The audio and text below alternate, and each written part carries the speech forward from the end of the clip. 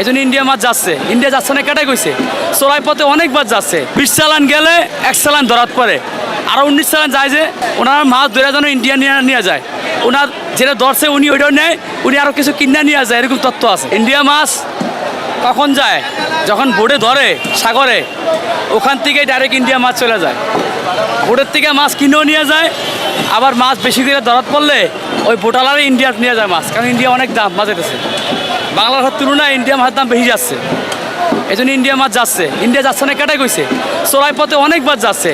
BGB ধরতে আছে কি যে 20 চালান গেলে 1 চালান ধরাত পরে, আরও 19 চালান যায় যে আরও সতর্ক হতে হবে আমাদের আইনশৃঙ্খলা বাহিনীর।